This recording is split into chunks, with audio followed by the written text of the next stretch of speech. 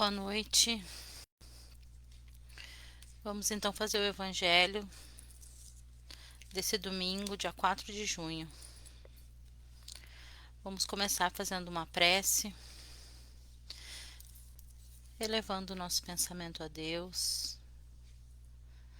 agradecendo pela oportunidade de estarmos vivos nesse mundo de provas, pela oportunidade de nos melhorarmos a cada dia. Agradecer ao nosso Senhor Jesus pelos ensinamentos que Ele nos trouxe e pedir que tenhamos uma semana de bom convívio com os nossos, que sejamos aprendizes e que nós possamos a cada dia colocar em prática os ensinamentos do Mestre, atuando na caridade, auxiliando sempre que possível aqueles nossos irmãos que vêm até nós com uma necessidade, seja ela material, seja ela espiritual, que nós possamos sempre estender a mão e oferecer uma palavra de carinho e de consolo aos nossos irmãos. Muito obrigado, nosso Senhor, e que assim seja.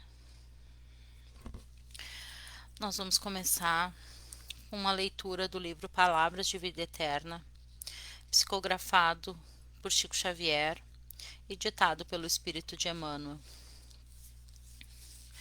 A mensagem de hoje é a mensagem de número 106. Confiemos servindo. Assim também a fé, se não tiver obras, está morta em si mesma. Evangelho de Tiago, capítulo 2, versículo 17. Asseguras o mérito da semente, valorizando-lhe as qualidades. Mas se alguém foge de plantá-la, todo o teu esforço verbal terá sido vão. Gabas-te de possuir primorosos talentos artísticos. No entanto, se não trabalhas por expressá-los, descerá fatalmente ao ridículo diante dos que te ouvem. Esboças valioso projeto para o levantamento de largo edifício. Entretanto, se não promoves a construção, os teus planos, por mais belos, estarão relegados ao mofo. Confias plenamente no credor que te emprestou recursos determinados. Todavia, se não pagas a dívida, serás levado à insolência. Apregoas as vantagens de certa máquina, mas se ninguém lhe experimenta os mecanismos na atividade, o engenho, por mais precioso, acabará esquecido por traste inútil. Assim também, nos assuntos da alma. Em verdade, reverenciamos a providência divina. Depositamos em Cristo a nossa esperança. Admiramos a virtude e acreditamos na força do bem. Contudo, se nada realizamos na esfera das boas obras, a nossa fé pode ser vigorosa e resplandecente, mas de nada adianta. A mensagem nos traz, então, que não basta apenas que a gente tenha fé, mas que nós também trabalhemos em nome dessa fé. Se nós acreditamos, então, que o caminho é a caridade, de nada adianta nós acreditarmos nisso se nós não colocarmos essa doação em prática. Então, que nós possamos refletir sobre isso e que nós saibamos aproveitar as oportunidades que nos são dadas a cada dia nesse sentido. Agora vamos para a leitura do Evangelho segundo o Espiritismo, escrito por Allan Kardec. A mensagem de hoje é do capítulo 17, do capítulo Sede Perfeitos. Sobre os caracteres da perfeição. Amai os vossos inimigos. Fazei o bem àqueles que vos odeiam e orai por aqueles que vos perseguem e que vos caluniam. Porque se não amais senão aqueles que vos amam, que recompensa com isso tereis? Os publicanos não o fazem também? E se vós não saudardes senão vossos irmãos, que fazeis nisso mais que os outros? Os pagãos não o fazem também? Sede, pois, vós outros perfeitos, como vosso Pai Celestial é perfeito. São Mateus, capítulo 5, versículo 44 a 48. Uma vez que Deus possui a perfeição infinita em todas as coisas, esta máxima, sede perfeitos como vosso Pai Celestial é perfeito, tomada ao pé da letra, pressuporia a possibilidade de se atingir a perfeição absoluta. Se fosse dado à criatura ser tão perfeita quanto o Criador, ela tornar-se-ia igual, o que é inadmissível. Mas os homens aos quais Jesus se dirigia não teriam compreendido essa nuance. Ele se limitou a lhes apresentar um modelo e lhes disse para que se esforçarem por alcançá-lo. É preciso, pois, entender por essas palavras que a perfeição é relativa, aquela da qual a humanidade é suscetível e que mais a aproxima da divindade. Em que consiste essa perfeição? Jesus o disse: amar os inimigos, fazer o bem àqueles que nos odeiam, orar por aqueles que nos perseguem. Ele mostra assim que a essência da perfeição é a caridade em sua mais larga acepção, porque ela implica a prática de todas as virtudes.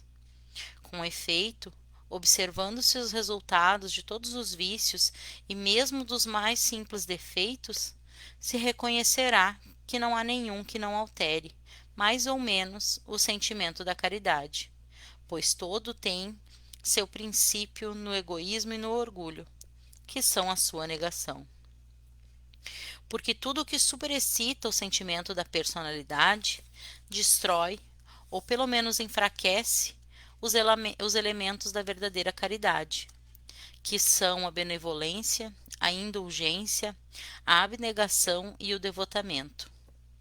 O amor ao próximo levado até ao amor dos inimigos, não podendo se aliar com nenhum defeito contrário à caridade, é por si mesmo sempre o indício de maior ou menor superioridade moral, de onde resulta que o grau de perfeição está na razão direta da extensão desse amor. Por isso, Jesus, depois de ter dado aos seus discípulos as regras da caridade naquilo que ela tem de mais sublime, disse-lhes: sede, pois, perfeitos como o vosso Pai Celestial é perfeito. Essa palavra, então, nos traz que a perfeição que nós temos que buscar não é a perfeição material, mas sim a perfeição moral, aquela que nós apenas conseguiremos alcançar atuando na verdadeira caridade.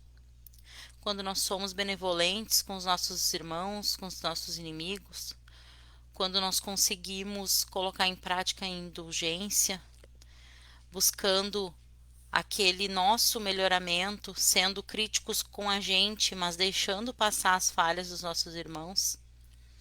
Não é passar a mão nos erros, não é isso, mas sim buscar não se irritar com aquilo que o outro faz e que muitas vezes nós também fazemos, mas no momento nós achamos que por certo devemos criticar. E quantas vezes nós somos colocados nessa posição? E o quão difícil é estender a mão a quem falha, ao invés de apenas criticar. O outro elemento da verdadeira caridade, que é a abnegação, está ligada a gente conseguir abrir mão daquilo que é tão nosso material em prol do outro. Muitas vezes nós doamos apenas aquilo que nos sobra. Aquilo que a gente não quer mais é o que é doado. E a verdadeira caridade talvez seja tu dividir aquilo que tu só tem um, que tu não tem sobrando. Conseguir entregar para o próximo um pouco mais daquilo que a gente tem. A abnegação talvez seja o mais difícil dos elementos da verdadeira caridade. Nós temos o devotamento, que também não é algo fácil de se fazer.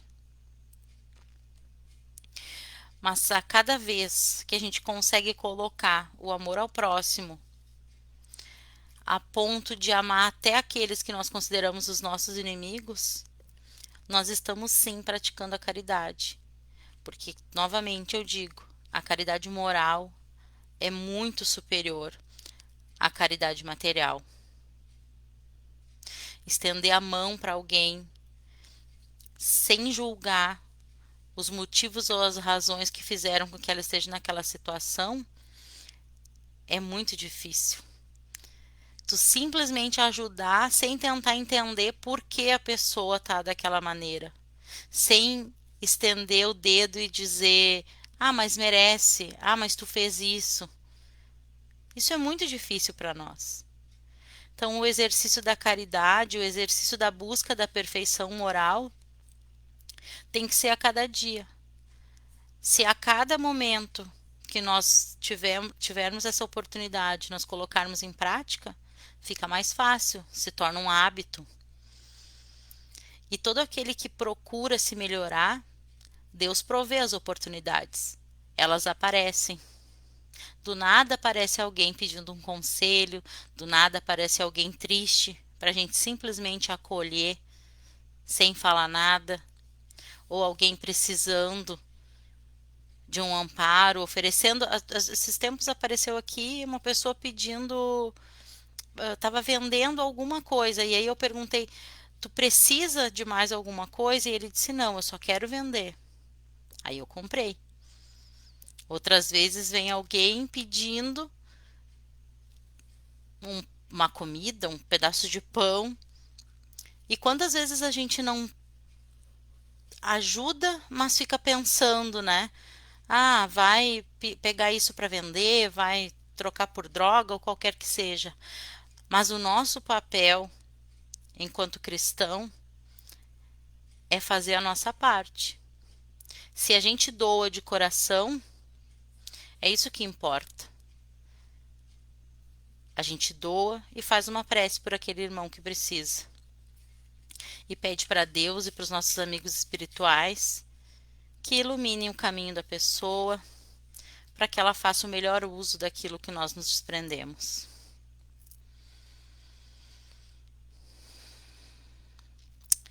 Então, essa é a palavra que nós temos para o dia de hoje.